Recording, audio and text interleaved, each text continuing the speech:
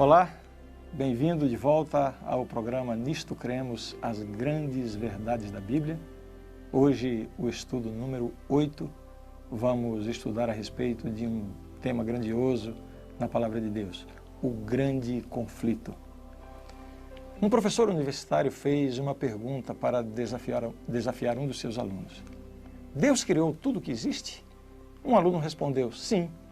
O professor perguntou de novo, Deus criou tudo mesmo? Sim, senhor, respondeu o jovem. O professor respondeu, olhem bem, se Deus criou tudo, então Deus fez o mal. E alguém que faz o mal não pode ser totalmente bom. Resumindo, Deus é mau. Outro estudante levantou a mão e disse, professor, posso fazer uma pergunta? Claro, prossiga. Professor, o frio existe? O professor respondeu, lógico que existe frio. O rapaz completou, de fato, senhor, o frio não existe. Segundo as leis da física, na realidade o frio não existe. O que existe mesmo é a ausência de calor. O calor é a energia térmica que os corpos têm a capacidade de receber e transmitir. O zero absoluto é a ausência total e absoluta de calor. Nós criamos o conceito de frio para descrever como nos sentimos se não temos calor. O jovem continuou dizendo, professor, posso fazer outra pergunta? Pode, disse o professor. Existe a escuridão? O professor respondeu, existe, claro. O estudante disse, novamente cometeu um erro, senhor. A escuridão também não existe. Na realidade, o que existe é a luz. A escuridão é apenas a ausência de luz.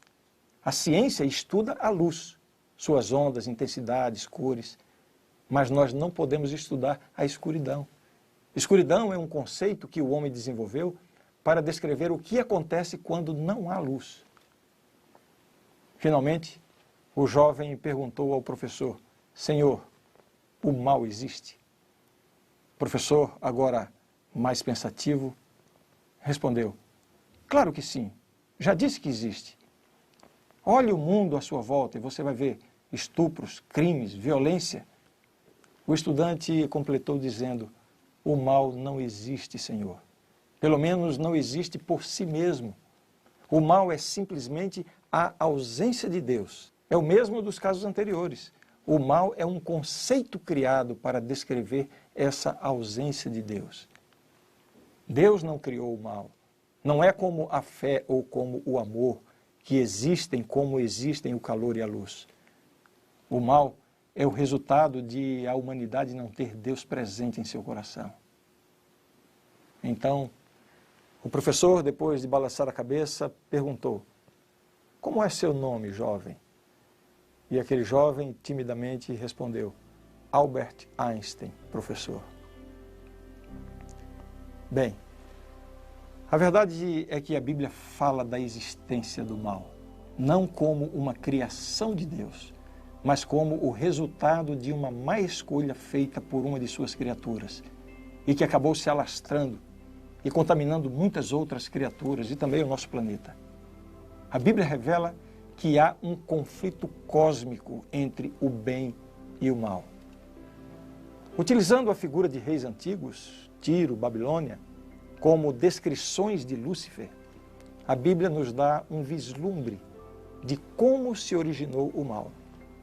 No ambiente celeste perfeito, onde Deus vivia em perfeita harmonia com os seus anjos, um desses anjos permitiu que o mal nascesse em seu coração. Esse é o início do grande conflito entre o bem e o mal, no qual você e eu estamos envolvidos.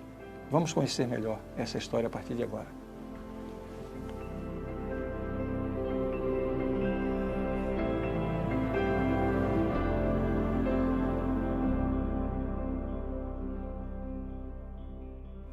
Vamos começar lendo Ezequiel 28, versos 12 a 15. Filho do homem, levanta uma lamentação contra o rei de Tiro e diz-lhe, assim diz o Senhor Deus, tu és o sinete da perfeição, cheio de sabedoria e formosura. Esse texto é uma referência a Lúcifer, aquele grande e maravilhoso anjo criado por Deus, o anjo que estava acima de toda a hoste angélica no céu. Que sentimento teria sido esse que invadiu o coração desse anjo? O orgulho e a ambição. Veja o que diz esse outro texto. Tu dizias no teu coração, eu subirei ao céu, acima das estrelas de Deus, exaltarei o meu trono, e no monte da congregação me assentarei. Nas extremidades do norte subirei acima das mais altas nuvens, e serei semelhante ao Altíssimo. Isso aqui é um mistério. A Bíblia usa uma expressão que é o mistério da iniquidade. Como pode um ser perfeito, criado por Deus, completamente puro, sem nenhuma maldade, num ambiente completamente perfeito, onde prevalecia a presença de Deus, o amor de Deus, e de repente nasce no coração de um ser assim um sentimento pecaminoso? Como explicar isso? A única explicação que temos é reconhecer que Deus criou seres inteligentes com liberdade de decisão. Se Deus tivesse criado os anjos, os seres humanos, os seres inteligentes que Ele criou, com a obrigatoriedade de obedecerem, isso não envolveria amor. Ninguém ama por obrigação. Para que haja um relacionamento de amor, é necessário que haja liberdade. Alguns casais precisam entender isso. Alguns maridos que às vezes querem tirar a liberdade da sua esposa, querer obrigá-la a que ela o ame, ou a esposa que se apega e procura obrigar o seu esposo a amá-la. Num ambiente assim não existe amor. Pode ser que até por algum tempo o relacionamento perdure, mas se não houver amor, só vai haver dissensões. Então Deus, na sua sabedoria, no seu infinito amor, Ele cria as suas criaturas, nesse caso aqui, os anjos. E mesmo aos anjos, Ele dá a liberdade de obedecer ou de desobedecer. E foi isso que aconteceu no coração deste anjo chamado Lúcifer. A Bíblia continua dizendo, houve peleja no céu, Miguel e os seus anjos pelejaram contra o dragão. Também pelejaram o dragão e seus anjos, todavia não prevaleceram, nem mais se achou no céu o lugar deles, e foi expulso o grande dragão, a antiga serpente que se chama Diabo e Satanás, o sedutor de todo o mundo, sim, foi atirado para a terra e com ele os seus anjos. É claro que por algum tempo Deus tentou, de todas as formas, tentou dissuadir aquele anjo poderoso a voltar atrás no seu intento, nos seus sentimentos. Deus, por diversas vezes, tentou mostrar para ele as consequências ruins que iriam aparecer em decorrência da sua desobediência. Mas apesar de todos os apelos de Deus, de todos os convites, de todas as oportunidades, esse anjo estava empedernido na sua decisão. Ele estava agora decidido a não voltar atrás. E por sua sabedoria, por seu poder, por sua influência, ele conseguiu convencer uma grande parte dos anjos lá no céu. Finalmente, 1/3 dos anjos ficaram do lado dele. O céu, que até então era um lugar maravilhoso, de perfeita harmonia, onde só reinava paz, amor, a presença de Deus, agora se transforma num palco de dissensão, de desconfiança. E é claro, não havia possibilidade mais da convivência entre os anjos leais a Deus com os anjos infiéis, desleais e desobedientes. E como o texto nos diz, houve guerra no céu, Miguel e os seus anjos. Jesus assumiu a hoste angélica celestial e foi guerrear contra o dragão, o diabo. O nome desse anjo era Lúcifer, portador de luz. Por se rebelar contra Deus para tentar alcançar os seus desejos, ele passou a ser chamado de Satanás, o adversário de Deus. E como vimos, Satanás e os seus anjos foram expulsos do céu. Por que os seres humanos se envolveram nessa questão? Tendo sido expulsos do céu, Satanás e seus anjos vieram para a terra recém-criada. Deus advertiu o primeiro casal quanto à necessidade de obedecerem ao Criador, permanecendo leais às leis do universo. Como recompensa, eles poderiam viver eternamente na mais plena felicidade. E a prova foi muito simples. Você se lembra, já vimos isso aqui no estudo anterior. Deus chegou para Adão e Eva e disse, de toda árvore do jardim vocês podem comer livremente, menos de uma, somente uma proibida. Imagine se Deus tivesse feito o contrário. Se Deus tivesse dito assim, vocês não podem comer de todas as árvores, só podem comer de uma. Aí sim a prova seria muito difícil. Mas a prova que Deus deu para Adão e Eva foi muito simples. Deus só queria uma coisa, que no caráter de Adão e Eva ficasse impressa a decisão de obedecer a Deus. Por isso Deus colocou uma questão tão simples e fácil de obedecer. Mas eles tinham que tomar a escolha, tomar a decisão, fazer a escolha pela obediência. E nós conhecemos a história. Infelizmente, primeiramente Eva e depois Adão desobedeceram a Deus. Essa história pode ser lida especialmente nos capítulos 2 e 3 do livro do Gênesis. Faça a leitura depois com bastante atenção. Assim o pecado retirou de Adão e Eva o domínio sobre a terra, entregando-o a Satanás, que então passou a reclamar o título de o príncipe deste mundo. E este fato trouxe um impacto muito forte sobre a raça humana. A partir de uma desobediência aparentemente simples, o pecado foi desvirtuando a imagem de Deus no homem a tal ponto que Deus disse algo muito lamentável para a família humana. Vejam a que ponto chegou a raça humana. Viu o Senhor que a maldade do homem se havia multiplicado na terra e que era continuamente mal todo o desígnio do seu coração. Gênesis capítulo 6, verso 5. Mas aí Deus intervém de forma drástica e para purificar a terra, manda o dilúvio. Pouco tempo depois, no entanto, os descendentes de Noé mostram a sua falta de confiança em Deus ao construírem uma torre de Babel para escapar de um novo dilúvio. Vejam só, mesmo depois da promessa que Deus tinha feito de que jamais destruiria o mundo com água novamente, eles tomaram uma iniciativa por conta própria, uma decisão completamente independente de Deus para subir às alturas. Nos faz lembrar o sentimento de Lúcifer lá no céu. Subirei às mais altas, às maiores alturas. Mais uma vez, Deus procura resgatar a humanidade apostatada, fazendo então agora um concerto, uma aliança com Abraão, no qual abençoaria, por intermédio dos seus descendentes, todas as nações da terra. Deus vai a Abraão, escolhe Abraão, chama Abraão e, através de Abraão, Deus faz a promessa. Todas as famílias da terra serão benditas. Deus estava falando não apenas da descendência da família grande que surgiria de Abraão, mas especialmente do descendente de Abraão, que seria Jesus Cristo. Foram esses mesmos descendentes de Abraão que, séculos depois, contribuíram com Satanás para crucificar Jesus Cristo, Salvador do mundo, Filho de Deus. Este planeta é o palco sobre o qual está sendo travada esta luta dramática entre o certo e o errado, entre Deus e Satanás. Existe, portanto, a questão cósmica envolvida. A questão entre o bem e o mal, o certo e o errado, extrapolam a nossa esfera individual, familiar, social. Esta é uma questão cósmica. Existem interesses grandiosos, interesses eternos envolvidos nisso. E sabe o que está em jogo nessa questão cósmica? Qual é o ponto central da discussão? É a lei de Deus. Vamos entender isso.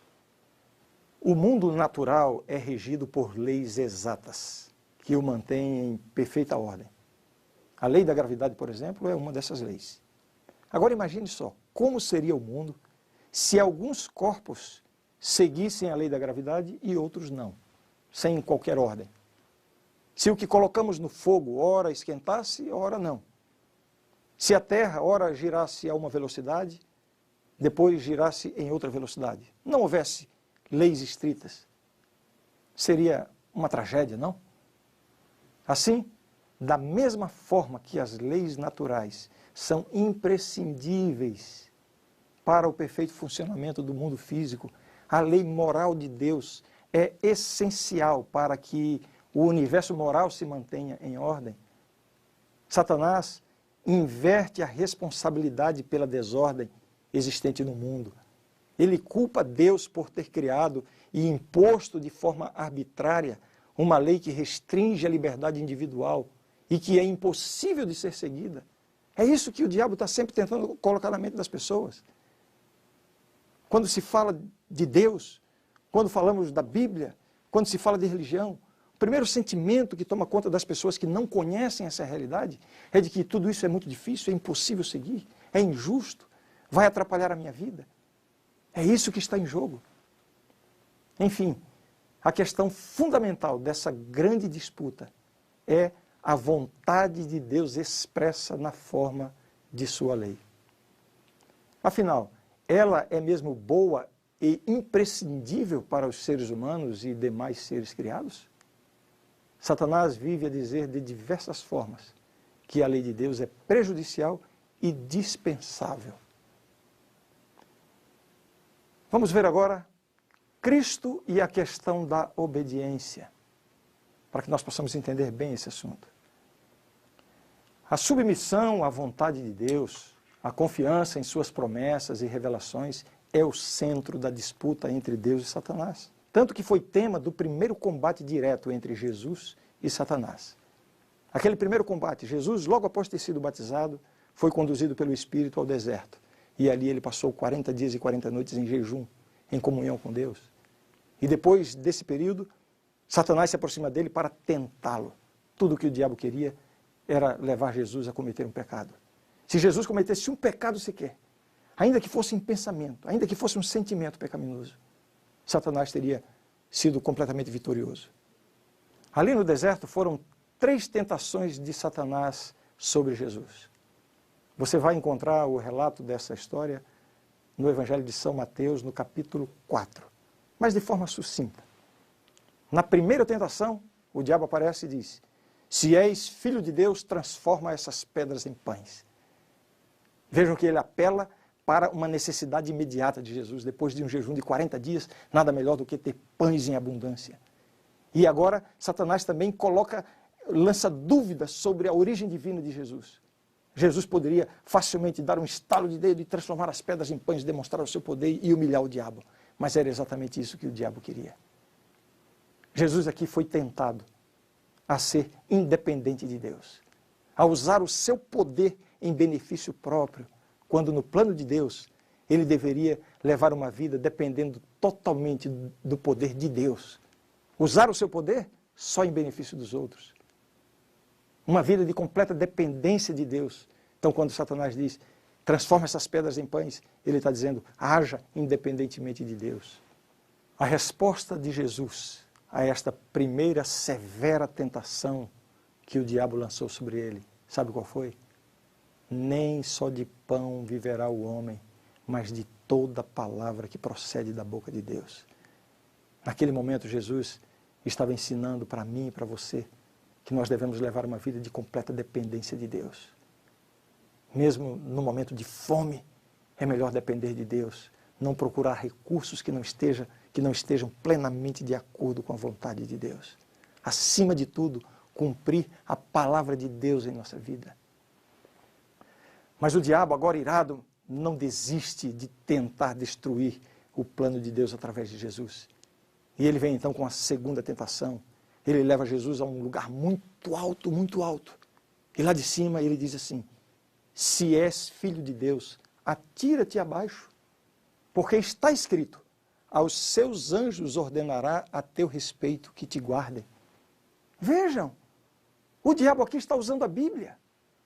Está escrito. Se na primeira tentação Jesus disse, está escrito, nem só de pão viverá o homem. O diabo diz, é assim? Então vamos lá. E aí ele diz, está escrito. E cita uma promessa que há no Antigo Testamento. Aos seus anjos ordenará a teu respeito que te guardem. Aqui Jesus foi tentado a ser super dependente de Deus. Na primeira tentação, usar o seu poder em benefício próprio. Agir independente de Deus. Agora, Jesus é tentado a ser super dependente de Deus. Simplesmente se lançar de um lugar alto com a pretensão de que Deus vai protegê-lo. O trecho da Bíblia que Satanás usa para Jesus, ele é incompleto. Propositadamente ele corta um pedaço. O trecho completo diz assim: aos seus anjos ordenará a teu respeito que te guardem em todos os seus caminhos. Deus vai guardar se você estiver nos caminhos dele. Jesus, mais uma vez, vem com a sua resposta. Ele diz: não tentarás o Senhor teu Deus. O inimigo foi derrotado mais uma vez, mas ele reúne forças. Ele não desiste, ele quer a todo custo destruir o plano de Deus através da vida e do ministério de Cristo.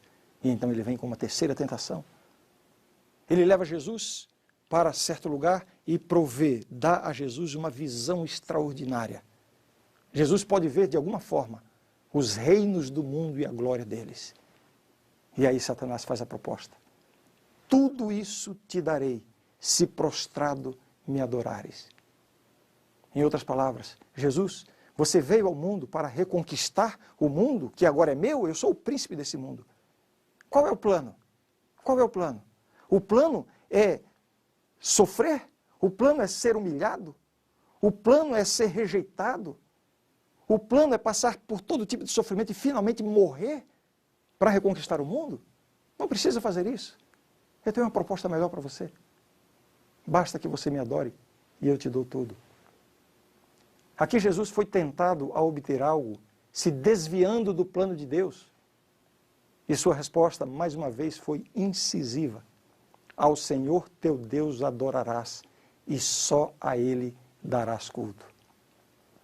Nessas três tentações, o diabo ofereceu a Jesus o que Jesus já tinha. Na primeira, provar que era filho de Deus, transformando pedras em pães. Pouco tempo antes, Jesus tinha ouvido, pouco tempo antes, no batismo, Jesus tinha ouvido a voz do Pai vindo do céu, uma pomba, o Espírito Santo em forma de pomba, e o Pai dizendo: este é meu Filho amado, em quem me comprazo. Jesus já tinha convicção de que ele era o Filho de Deus. Na segunda tentação, ele foi tentado a receber a proteção dos anjos. Jesus já tinha à sua disposição todos os anjos de Deus. E na terceira tentação, Satanás ofereceu os reinos do mundo e a glória deles. Jesus é o verdadeiro dono do universo. Não é o diabo que pretende ter assumido o controle sobre esse mundo. Este mundo pertence a Deus. É verdade que está passando por uma situação problemática, mas que está sendo resolvida. O dono deste mundo é Deus. A confiança plena em Deus propiciou a Jesus a vitória sobre Satanás. Eu e você também podemos obter a vitória sobre o tentador, se nós confiarmos plenamente em Deus. Mas é na cruz, na morte do inocente Filho de Deus, que se revelam os dois extremos desse grande conflito. De um lado, a extrema maldade e rebeldia de Satanás. Do outro, a infinita submissão de Jesus à vontade de Deus e o seu interesse em salvar a humanidade. O grande conflito se estende a outras áreas, há pelo menos mais 2 pontos importantes envolvidos nessa controvérsia. A Bíblia. O principal ataque que o inimigo de Deus tem feito à Bíblia é levar as pessoas a tratá-la como se não houvesse diferença entre ela e outros escritos antigos. Mesmo teólogos têm negado a Bíblia como a palavra de Deus, a infalível revelação de sua vontade. O outro ponto envolvido no conflito é a pessoa de Cristo. Os contemporâneos de Jesus duvidavam da sua natureza. Na resposta de Pedro, ao ser indagado por Jesus sobre o que as pessoas pensavam dele, uns dizem João Batista, outros Elias e outros Jeremias ou algum dos profetas. Isso está em Mateus capítulo 16. Enfim, ele é um homem. Pedro disse: tu és o Cristo, o Filho do Deus vivo. Mateus 16:15. É somente pela compreensão de Cristo é que se pode atingir o conhecimento da verdade. Jesus mesmo disse: eu sou a verdade. Tentar alcançar a verdade fora de Jesus é impossível. Toda essa cena do grande conflito entre o bem e o mal é reproduzida em cada coração humano. Por um lado, o inimigo de Deus se empenha para deixar o pecador afastado de Deus. É isso que ele quer. E assim, não receber o perdão pelos pecados, os pecados cometidos, e nem receber o poder para uma nova vida de obediência ao lado de Deus. O esforço do diabo, no grande conflito que ele trava no meu coração e no seu coração, é manter-nos afastados de Deus, para que nós não tenhamos acesso ao perdão de Deus e ao poder para termos uma vida vitoriosa. Por outro lado, o Espírito Santo segue convidando insistentemente cada pecador a abrir o seu coração a Jesus e permitir assim que o Senhor governe a sua vida. Essa é a única possibilidade de ser feliz e encontrar significado na existência. Qual é a sua decisão? De que lado do grande conflito você vai ficar?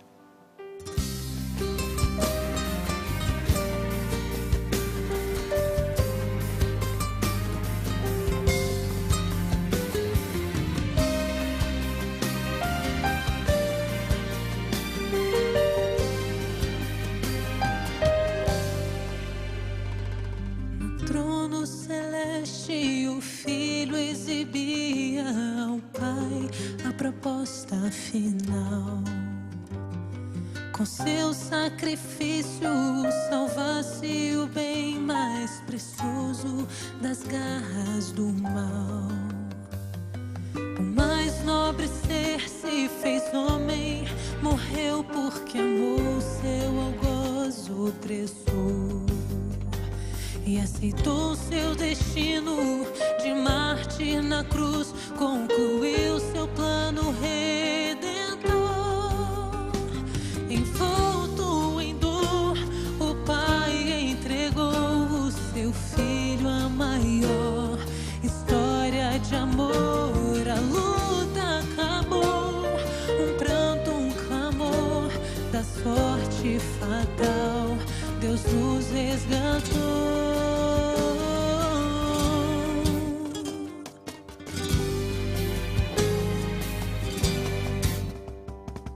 O peso que subjugava o Santo Cordeiro era o nosso pecado. Seu rosto disforme, ferido, marcado, exclamava: está consumado. De volta ao Pai, o Filho saudoso mostra as cicatrizes nas mãos. E voltando seus olhos à terra, ele diz: hoje meus filhos têm salvação. Envolto em dor, o Pai entregou o seu Filho a maior história de amor. A luta acabou, um pranto, um clamor da sorte fatal, Deus nos resgatou.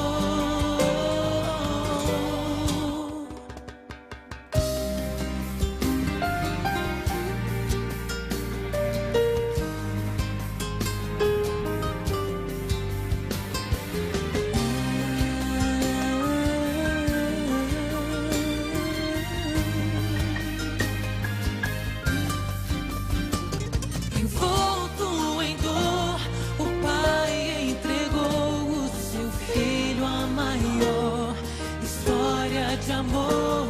A luta acabou, um pranto, um clamor da sorte fatal, Deus nos resgatou.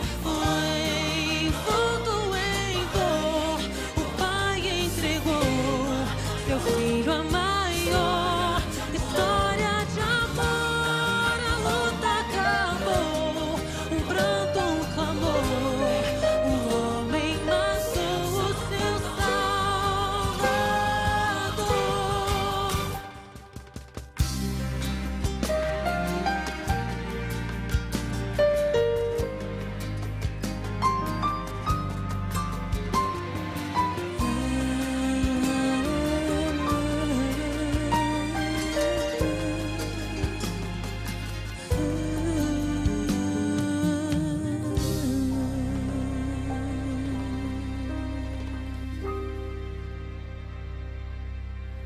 A grande verdade do estudo de hoje é esta. Toda a humanidade está agora envolvida num grande conflito entre Cristo e Satanás quanto ao caráter de Deus, sua lei e sua soberania sobre o universo. Este conflito originou-se no céu quando um ser criado, dotado de liberdade de escolha, por exaltação própria, tornou-se Satanás, o adversário de Deus, e conduziu à rebelião uma parte dos anjos. Ele introduziu o espírito de rebelião neste mundo, ao induzir Adão e Eva em pecado. Este pecado humano resultou na deformação da imagem de Deus na humanidade, no transtorno do mundo criado e em sua consequente devastação por ocasião do dilúvio mundial. Observado por toda a criação, este mundo tornou-se o palco do conflito universal, dentro do qual será finalmente vindicado o Deus de amor. Para ajudar seu povo nesse conflito, Cristo envia o Espírito Santo e os anjos leais para os guiar, proteger e amparar no caminho da salvação. Esta é a verdade e eu creio nisto. No nosso próximo encontro, nós vamos estudar o que a Bíblia ensina sobre a vida, a morte e a ressurreição de Cristo. Uma lição fenomenal. Não perca.